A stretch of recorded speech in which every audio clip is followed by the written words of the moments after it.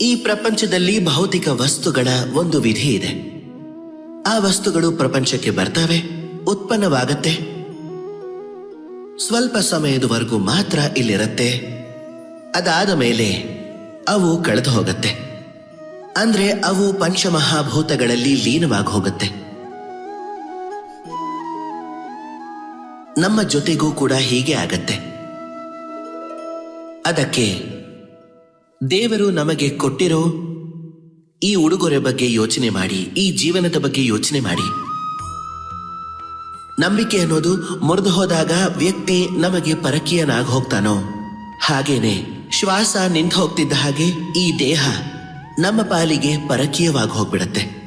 ಎಲ್ಲಿವರೆಗೂ ಈ ದೇಹ ಇರುತ್ತೋ ಅಲ್ಲಿವರೆಗೂ ಇದನ್ನ ಸರಿಯಾಗಿ ಉಪಯೋಗಿಸ್ಕೊಳ್ಳಿ.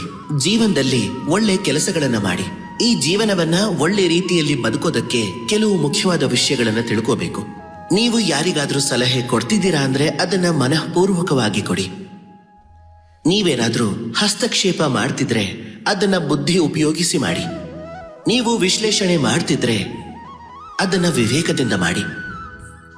ಒಂದ್ ವೇಳೆ ನೀವು ಹಣ ಗಳಿಸ್ಬೇಕು ಅಂತಿದ್ರೆ ನೀತಿಯ ಜೊತೆ ನಡೆಯೋದನ್ನ ಕಲೀರಿ. ಜೀವನ ನಡೆಸೋದನ್ನ ಕಲಿಸ್ಬೇಕು ಅಂತಿದ್ರೆ ಅದನ್ನ ಒಳ್ಳೆ ರೀತಿಯಿಂದ ಕಲಿಸಿ. ಒಂದ್ ವೇಳೆ ನೀವು ದೇವರ ಭಜನೆ ಮಾಡಬೇಕು ಅಂತಿದ್ರೆ ಅದನ್ನ ಪ್ರೀತಿಯಿಂದ ಮಾಡಿ. ಆದ್ರೆ ಒಂದ್ ವಿಷಯ ನೆನ್ಪಿಟ್ಕೊಂಡಿರಿ, ನಿಮ್ಮ ಈ ಜೀವನ ಅನಿರ್ದಿಷ್ಟ ಸಮಯದವರೆಗೂ ಮಾತ್ರ ಇರುತ್ತೆ. ಎಲ್ಲಿವರೆಗೂ ಇರುತ್ತೆ ಅಂತ ಯಾರಿಗೂ ಗೊತ್ತಿರೋದಿಲ್ಲ.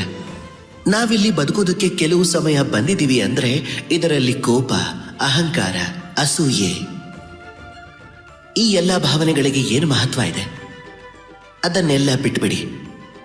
ಜನರನ್ನ ಕ್ಷಮಿಸೋದನ್ನ ಕಲೀರಿ. ನಿಧಾನವಾಗಿ ನಂಬಿಕೆ ಇಡೋದನ್ನ ಕಲ್ತ್ಕೊಳ್ಳಿ.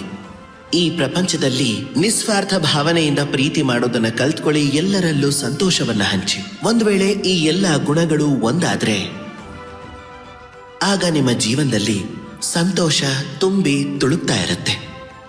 ಬನ್ನಿ ನನ್ನ ಜೊತೆ ಪ್ರೀತಿಯಿಂದ ಹೇಳಿ, ರಾಧೆ ರಾಧೆ.